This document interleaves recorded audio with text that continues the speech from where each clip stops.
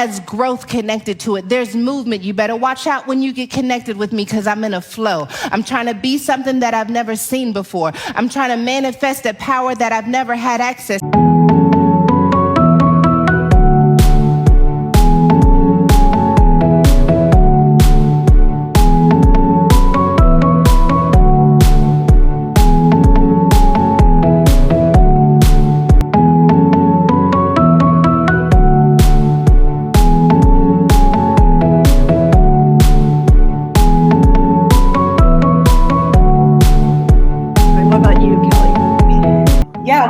I saw a statistic that 2.2 or over 2 million women have left the workforce last year from February to October.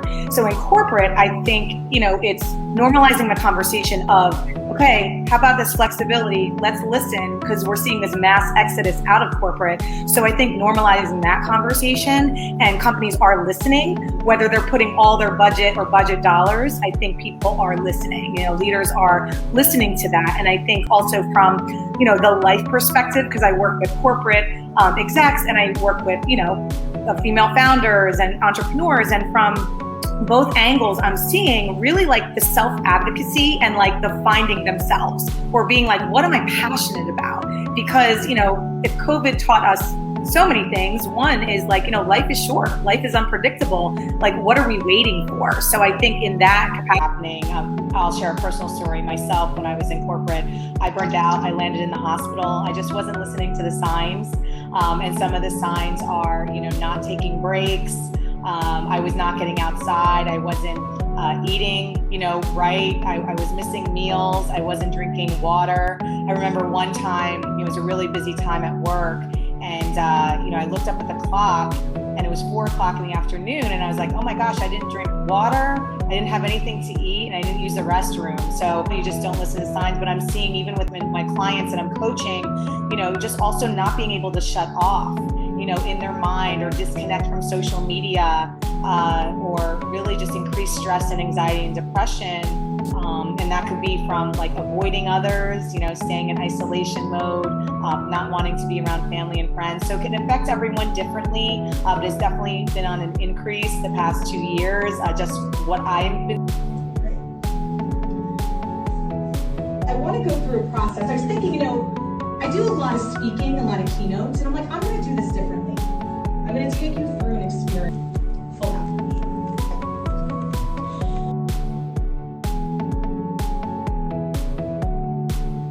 How to stay grounded. My name is Ingrid Jean-Baptiste. I'm the founder and the director of the Chelsea Film Festival. And without further ado, I would like to start with Lynn Adams, who is our moderator for today. She will introduce herself and tell a little bit more about herself, about her story. Why did I choose her as the moderator of this conversation? So I give the floor to you, Lynn Adams, and welcome everyone. Thank you all for joining us. To the Connect Show, South Florida on Fox 29. Thank you so much for tuning in. So our next guest is someone who helps overachievers. We can all relate to some of that to some degree.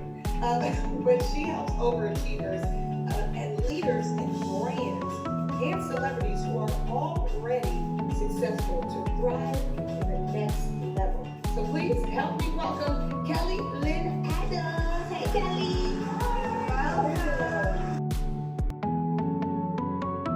When we get to understand and stand in our power, right, we move differently.